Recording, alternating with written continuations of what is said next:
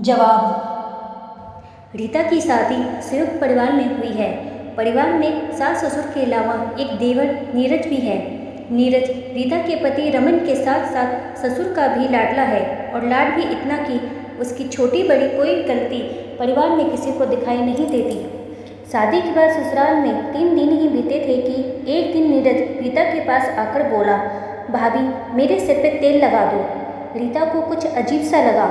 हैरानी की नज़रों में भरकर उसने अपनी सास की तरफ देखा तो वो हंसकर बोली, लगा दे बहू, तेरा देवर ही है। रीता जैसे ही सोफे पर बैठी, नीरज तुरंत उसकी गोद में सर रखकर लेट गया। सासू माँ ये सब देख रही थी। नीरज को मना करने के बजाय हंस के बोली, ना जाने इसका बचपना कब जाएगा। लेकिन रीता को ये सब अच्छा नहीं लगता। रात को जब रमन घर आए तो रीता ने सारी बात बताकर कहा, मुझे अच्छा नहीं लगता ये सब। नीरज कोई बच्चा थोड़ा ना है। लेकिन रमन पर इसका कोई असर नहीं हुआ। उसने कहा, तुम बेकार में बात को बतंगर बना रही हो, वो बस थोड़ा शरारती है। रीता ज़्यादा कुछ ना कह सकी। अब धीरे धीरे नीरज की ये सब हरकतें बढ़ती जा रही थी। कभी वो उसका हाथ छू देता, कभी जानकर उससे सटकर खड़ा हो जाता। उसके इस तरह से यहाँ हाथ छूने का मतलब अब रीता को समझ में आने लगा था। अब जब भी नीरज घर में होता, वो ज़्यादा समय अपने कमरे में ही रहती। रीता के इस व्यवहार से नीरज चिढ़ गया और एक दिन रसोई में आकर उसने रीता का हाथ पकड़ लिया। बदतमीजी की भी हद ये कि खुले तौर पर रीता से कहने लगा कि तुम मुझसे कुछ ज़्यादा दिन नहीं बच पाओगी, और ढीठता से उसके हाथ पकड़े रहा था। किसी तरह हाथ छुड़ा कर वह सासू माँ के पास पहुँची और सारा किस्सा कह सुनाया। लेकिन ये सब सुनकर सासू माँ ने तमाशा खड़ा कर दिया कि तुम इस घर को तोड़ना चाहती हो, इसलिए झूठा आरोप लगा रही हो। नीरज पर रीता ने बहुत समझाया, लेकिन उन्होंने कोई बात नहीं सुनी। उल्टा रमन को भी बोल दिया कि तेरी बीवी अलग होने के लिए ये सब कर रही है। रीता रोती रही, लेकिन किसी ने यकीन नहीं किया। रात को रमन ने भी रीता को ही दोष देते हुए कहा कि मैं अपने परिवार से बहुत प्यार करता हूँ। नीरज और माँ को छोड़कर मैं कभी अलग नहीं होने वाला। बेहतर होगा तुम एडजस्ट करना सीख लो। इस घटना के बाद से नीरज का हौसला बहुत बढ़ गया था। उधर रीता भी समझ चुकी थी कि इस घर में किसी से भी कुछ कहने का कोई फायदा नहीं है। एक दिन दोपहर में घर में रीता को अकेला पाकर नीरज उसके कमरे में घुस गया। दरवाज़ा खुलने की आवाज़ पर रीता ने लाइट जलाकर देखा तो उसके पाँव से नीचे जमीन खिसक गई। रीता ने चिल्लाना चाहा, इससे पहले कि उसने रीता को मुंह बंद करके बिस्तर पर पटक दिया। रीता का पूरा शरीर काँप रहा था।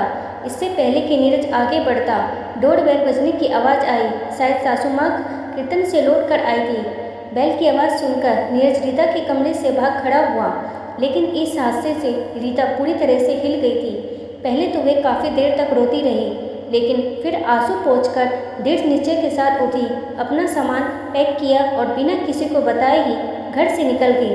वहाँ से सीधा वह अपने घर गई।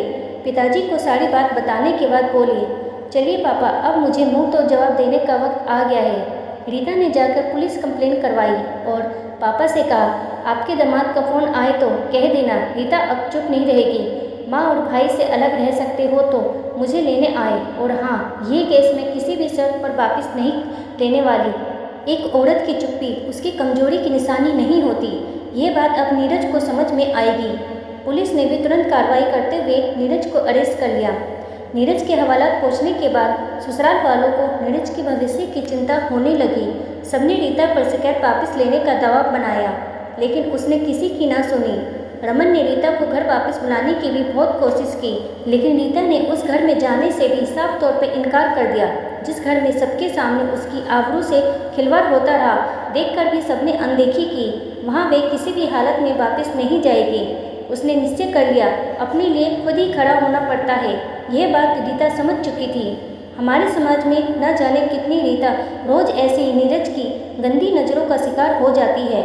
रीता की किस्मत अच्छी थी जो वह बच गई, लेकिन सबकी किस्मत इतनी अच्छी नहीं होती। इसलिए आवाज़ उठाइए और किसी पर भी निर्भर मत रहिए। जिस घर में आपकी गरिमा भंग हो, वह घर घर नहीं होता। जो पति अपने ही घर में आपकी आबरू की रक्षा न कर पाए, जिसके लिए भाई का साथ रहना पत्नी की इज्जत से ज़्यादा जरूरी हो, ऐसे आदमी के साथ रहने का क्या मतलब। तो दोस्तों, इस बारे में आपकी क्या राय है, कमेंट बॉक्स में बताएं। और वीडियो पसंद आए तो मेरे चैनल को लाइक करें, शेयर करें और सब्सक्राइब करें। वीडियो देखने के लिए आपका धन्यवाद।